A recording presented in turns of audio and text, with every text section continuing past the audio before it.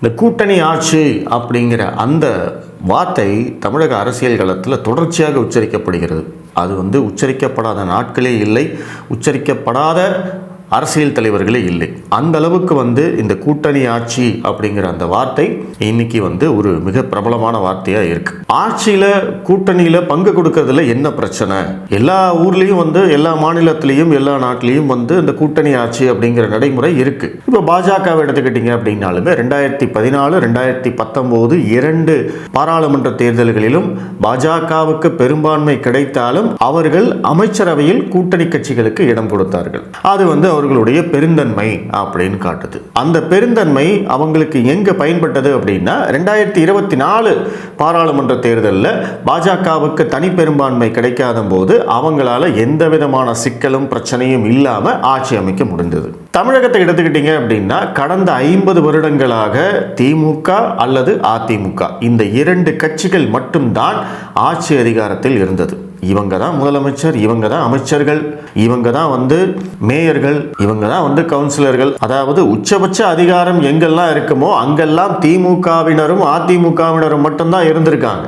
மற்ற எந்த கட்சிகளும் அந்த உச்சபட்ச அதிகாரத்தை சுவைக்கவே இல்லை. எந்த இடத்துலையுமே இப்போ உள்ளாட்சிகள், நகராட்சிகள், மாநகராட்சிகள், சட்டமன்றம் எல்லா இடத்துலையுமே நான் சேர்த்து சொல்றேன். அப்போ இங்க இருக்கக்கூடிய இந்த திராவிட கட்சிகளுக்கு ஆட்சியில் பங்கு அப்படின்னா வேப்பங்காயா கசக்குது. அது எப்படி நீ ஆட்சியில பங்கு கேட்கலாம் அப்படின்னு உடனடியாக சண்டைக்கு வராங்க. அதுவும் இல்லாம ஆட்சியில நம்ம பங்கு கொடுத்தோம்னா நம்ம பலவீனமாகிட்டோம் அப்படின்னு இவங்க நினைச்சுக்கிறாங்க. அது ஒரு வகையில உண்மையும் கூட. அதிமுகவாலேயோ திமுகவாலேயோ இன்னைக்கு தனியா நின்று ஜெயிக்க முடியாது அப்படிங்கிறது தான் நிதர்சனமான உண்மை. அப்படி இருக்கிற போது அவங்க பலவீனமா இருக்காங்க தானே அர்த்தம். ஆனா அதை ஒத்துக்கிறதுல அவங்களுக்கு சிக்கல் இருக்கு. ஐயோ நாங்க எப்படி தெரியுமா என்ன தெரியுமா அப்படின்னு இன்னும் பழம்பெருமையவே பேசிக்கிட்டே இருக்காங்க. அதனுடைய வெளிப்பாடு தான் இந்த கூட்டணி ஆட்சி அப்படிங்கிற விஷயத்தை வச்சு இந்த 2 திராவிட கட்சிகளும் விளையாடிட்டு இருக்காங்க. பாஜக முன்வைத்த அந்த கூட்டணி ஆட்சி அப்படிங்கிறது அதிமுகவுக்கு ஒரு செக், அதிமுகவுக்கு ஒரு சங்கடத்தை தருகிறது. அதிமுகவுக்கு இது சங்கடம், இவங்களுக்கு இது பிரச்சனை அப்படின்னு தெரிஞ்ச உடனே திமுக அதே இடத்துல விளையாடுறாங்க. அரசியலை பொறுத்த வரைக்கும் அதுதான், எதிரிக்கு எங்க வலிக்குமோ அங்க அடிக்கணும். அப்ப அதிமுகவுக்கு இந்த கூட்டணி ஆட்சி அப்படின்னு அமித்ஷாவும் அண்ணாமலையும் சொல்வதில் தான் சிக்கலே இருக்கிறது. அப்போ பாஜகவோட கூட்டணி அப்படிங்கிறதே இங்க விமர்சனம் பண்ணிக்கிட்டு இருக்காங்க. அப்ப பாஜகவுக்கு மந்திரி சபையில் இடம், அதிகாரத்தில் பகிர்வு அப்படின்னு எடப்பாடி பழனிசாமி செய்ய போறாரு, அமித்ஷா அதைத்தான் தொடர்ந்து செஞ்சுக்கிட்டே இருக்காரு அப்படின்னு திமுக ஒரு பிரச்சாரத்தை முன்னெடுக்கிறது. அப்ப அதற்கு அதிமுக பதில் சொல்லியே ஆக வேண்டிய ஒரு கட்டாயத்தில் அதிமுகவை தள்ளுகிறது. இதுல நம்ம ஒவ்வொரு கட்சியினுடைய நிலைப்பாடு என்ன அப்படிங்கிறத நம்ம பார்ப்போம். முதல்ல இந்த சர்ச்சையை ஆரம்பித்த பாஜக எதற்காக கூட்டணி ஆட்சி அப்படின்னு சொல்லணும். ஏன்னா பாஜகவுடைய அல்டிமேட் எய்ம் என்ன, அவங்களுடைய தொலைநோக்கு பார்வை என்ன? இங்க திராவிட கட்சிகளுக்கு மாற்றாக பாஜகவை ஆட்சி கட்டளையில் அமர்த்துவது.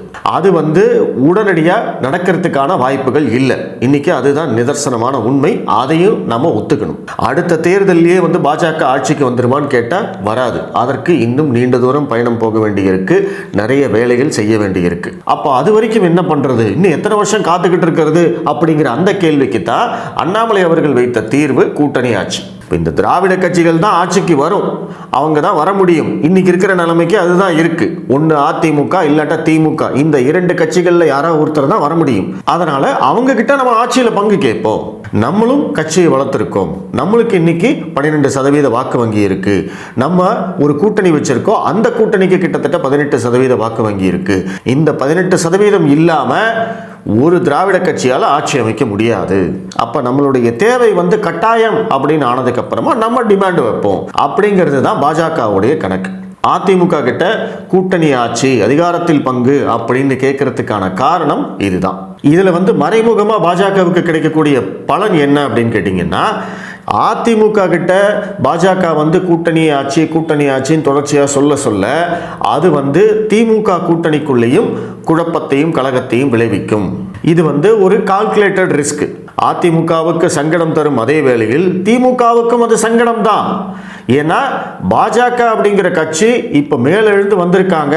அவங்க வந்து எங்களுக்கு கூட்டணி ஆட்சி அதிகாரத்தில் பங்கு அப்படின்னு அங்கே கேட்குறாங்க. அதே மாதிரி அதிமுக கூட்டணிக்காக காத்து கொண்டிருக்கக்கூடிய நாம் தமிழர் கட்சியாகட்டும் அல்லது தமிழக வெற்றி கழகமாகட்டும், இவங்க 2 பேரும் தான் அதிமுகவுக்கு இருக்கக்கூடிய இன்னும் ஒரு வாய்ப்பு.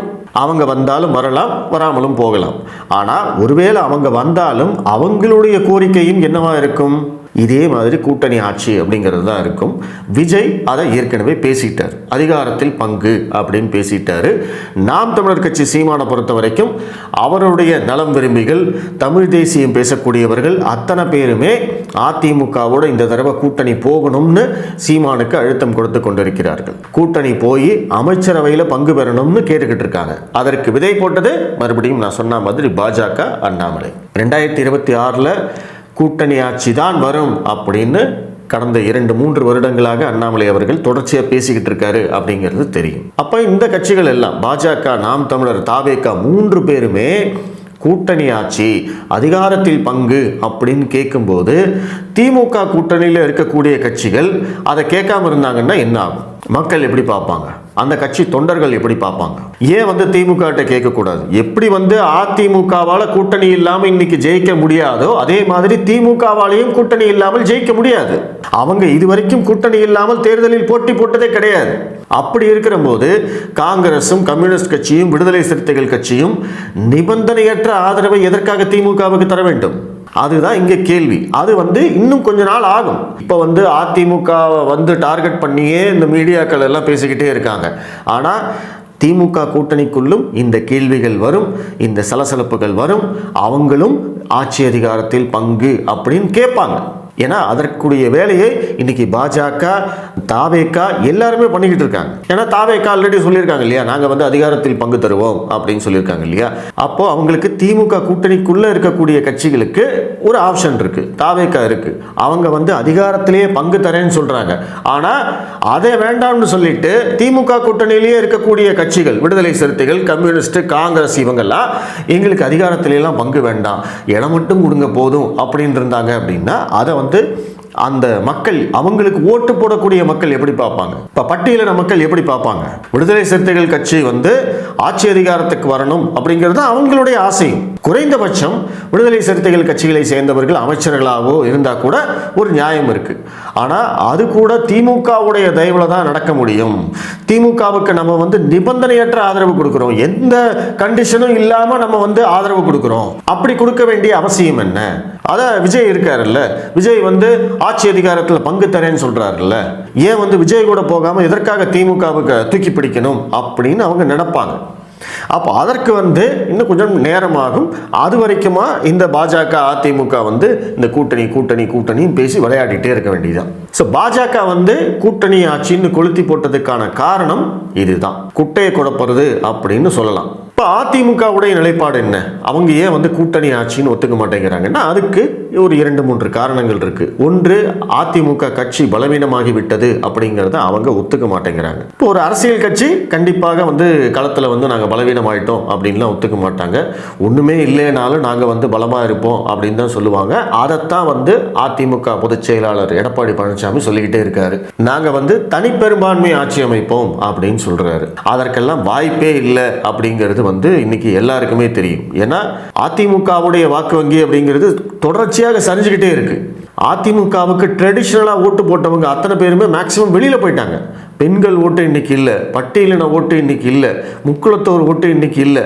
மேற்கு மண்டலம், வடமண்டலம், இந்த 2 மண்டலங்களில் தான் அதிமுகவுக்கு இன்னைக்கு செல்வாக்கு இருக்கு. பாஜக கூட்டணி வச்சதுனால தென் மாவட்டங்களில் ஏதாவது கொஞ்சம் வெற்றி பெறலாம்.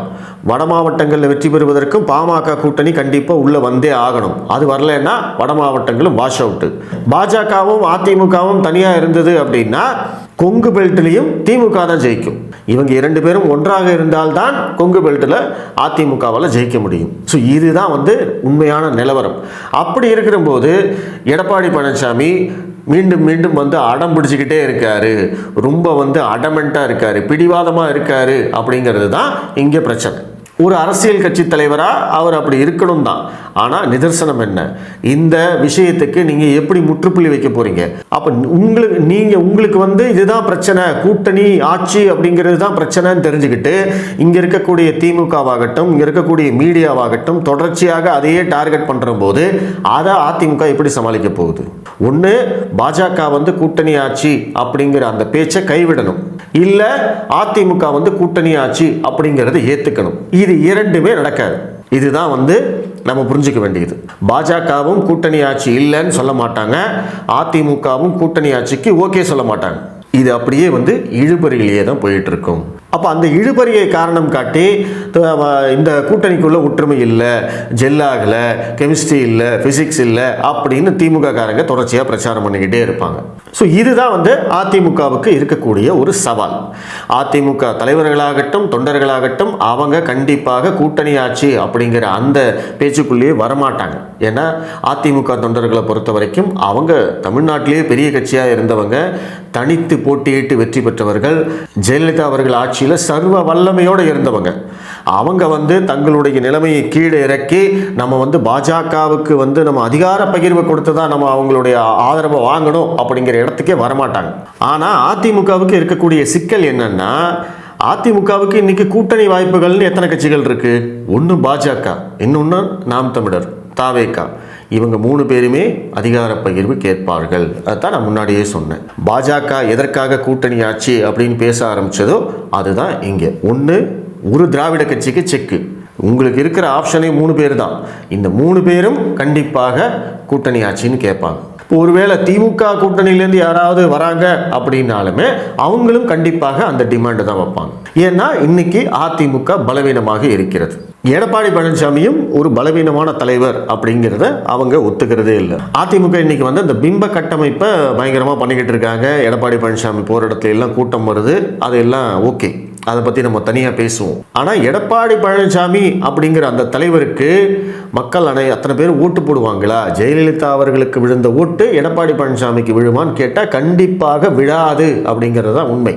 நீங்கள் கட்சிக்காரங்க எடப்பாடி பழனிசாமிக்கு இரட்டை இலைக்கு ஓட்டு போடுவாங்க, நான் அதை இல்லைன்னு மறுக்கவே இல்லை. ஆனால் கட்சி சாராத நபர்கள் தான் ஜெயலலிதாவை முதல்வராக்கியது. அந்த கட்சி சாராத நபர்கள் தான் இன்னைக்கு ஸ்டாலினை முதல்வராக்கியிருக்காங்க. வெறும் கட்சிக்காரங்க ஓட்டு போட்டு கிடையாது. அப்போ அந்த கட்சியை சாராத நபர்கள் எடப்பாடி பழனிசாமியை ஒரு ஆளுமை மிக்க தலைவராக ஏற்றுக்கொள்வார்களா அப்படிங்கிறது தான் இங்கே கேள்விக்குறி.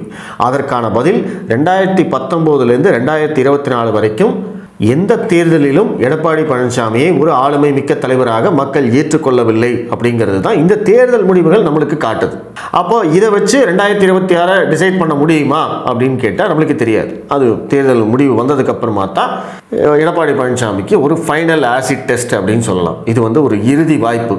இந்த வாய்ப்பில் அவர் வந்து தோத்துட்டாரு, அதிமுகவை மீண்டும் ஆட்சிக்கு கொண்டு வர முடியல அப்படின்னா அந்த கட்சியில் வந்து மிகப்பெரிய குழப்பங்கள் காத்துக்கிட்டு இருக்கு. அப்போது இதையெல்லாம் கணக்கில் வச்சு அதிமுக வந்து கூட்டணிக்குள்ளே போகணுமா வேண்டாமா அப்படிங்கிறதையெல்லாம் முடிவெடுக்க வேண்டிய தருணம் இருக்குது. இப்போ இன்றைக்கி வந்து பொறுத்த வரைக்கும் கூட்டணி ஆட்சி அப்படின்னா எங்களுக்கு பாஜக கூட்டணியே தேவையில்லை அப்படின்னு சொல்லக்கூடிய இடத்துக்கு அதிமுகவை நகர்த்த வேண்டும் அப்படிங்கிறது தான் திமுகவுடைய டார்கெட், மீடியாவுடைய டார்கெட். அதுதான் அவங்க பண்ணிக்கிட்டே இருக்காங்க. இந்த கூட்டணியை எப்படியாவது உடைக்கணும். இந்த கூட்டணி உடைஞ்சுது அப்படின்னா திமுகவுடைய வெற்றி சுலபம். அவங்க கூட்டணி கட்சிக்குள்ளே இருக்கிறவங்க யாருமே வெளியில் போக மாட்டாங்க, கொடுக்குற சீட்டை வாங்கிக்குவாங்க, ஏன்னா வெற்றி உறுதி. ஸோ இது அத்தனை கணக்கும் இருக்கிறதுனால தான் அதிமுக பாஜக கூட்டணி மேலே இவங்க ஃபுல் டார்கெட் வச்சு வேலை பார்க்குறாங்க.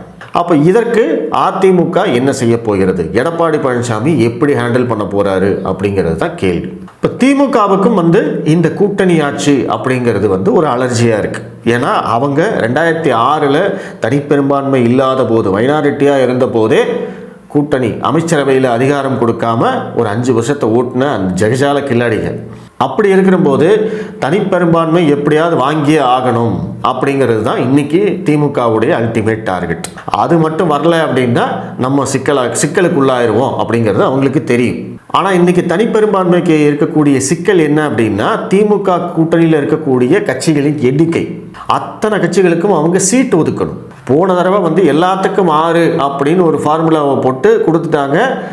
திமுக வந்து கண்டிப்பாக ஆட்சிக்கு வந்தே ஆக வேண்டும், அதிமுகவை தடுக்க வேண்டும் அப்படிங்கிற அந்த நோக்கத்துக்காக கம்யூனிஸ்ட் கட்சி, விசிக, காங்கிரஸ் எல்லாருமே வந்து அதை ஒத்துக்கிட்டாங்க. ஆனால் இந்த முறை அந்த சீட்டு எண்ணுக்கு நாங்கள் ஒத்துக்க மாட்டோம்னு சொல்லிட்டாங்க. கம்யூனிஸ்ட் சொல்லியாச்சு, விடுதலை சிறுத்தைகள் சொல்லியாச்சு, மதிமுகவும் சொல்லிட்டாங்க. இப்போ புதுசாக வந்து மக்கள் நீதி மையம் உள்ளே வந்திருக்கு. இப்போ எல்லாத்துக்கும் வந்து சீட்டு கொடுக்கணும் அப்படிங்கிற போது திமுக போட்டியிடக்கூடிய தொகுதிகள் கம்மியாகும். திமுக வந்து குறைவான தொகுதிகளில் போட்டியிட்டாங்க அப்படின்னா அவங்களுக்கு தனிப்பெரும்பான்மை கிடைக்கிறது சிக்கலாகும். அப்படி தனிப்பெரும்பான்மை கிடைக்கல அப்படின்னா உங்களுக்கே தெரியும். அப்போது இந்த குழப்பத்துக்குள்ளே தான் இன்றைக்கி திமுக இருக்குது. அதை வந்து இன்றைக்கி மீடியா வந்து மூடி மறைக்கிறாங்க. அவங்க கூட்டணி கட்சிகள் என்ன பேசினாலும் அதை வந்து மீடியா ஒரு பேசு பொருளாக மாற்றுறதில்ல. அது தொடர்பான கேள்விகளை கேட்கறதில்ல. ஸ்டாலின்கிட்ட கேட்கறதில்ல, திருமாவளவன்கிட்ட கேட்கறதில்ல. இப்போ கம்யூனிஸ்ட் கட்சி தலைவர் சொன்னதை திருமாவளவன்கிட்ட கேட்கறது கிடையாது. அந்த கேள்வியை வந்து திமுக தலைவர்கள்ட்ட கேட்கறது கிடையாது. அவங்க என்ன பதில் சொல்கிறாங்களோ அதை வந்து விவாத பொருளாக ஆக்கிறது கிடையாது. ஒன்லி டார்கெட் அதிமுக பாஜக கூட்டணி, அதை உடைக்க வேண்டும். அவ்வளவுதான் இவங்களுடைய டார்கெட். அப்போ இந்த குழப்பமான சினாரியோ தான் இன்னைக்கு வந்து தமிழ்நாட்டுடைய அரசியல் இருக்கு. அப்போ இதில் வந்து வெளியில் இருக்கக்கூடிய பிளேயர்ஸ் யாரு அப்படின்னா நாம் தமிழர் கட்சியும் தமிழக வெற்றி கழகமும். அவங்க இப்போ வரைக்கும் அதை வேடிக்கை பார்த்துட்டு இருக்காங்க. இந்த 2 கூட்டணிக்குள்ளேயும் ஏதேனும் குழப்பம் வந்தால் அதன் மூலமாக நம்ம பயனடையலாம் அப்படின்னு அவங்க வெயிட்டிங் கேம் ஆடிட்டு இருக்காங்க. நாம் தமிழர் கட்சியை அதிமுகவோட சேர்க்கணும் அப்படின்னு ஒரு பேச்சுவார்த்தை நடந்துக்கிட்டே இருக்கு.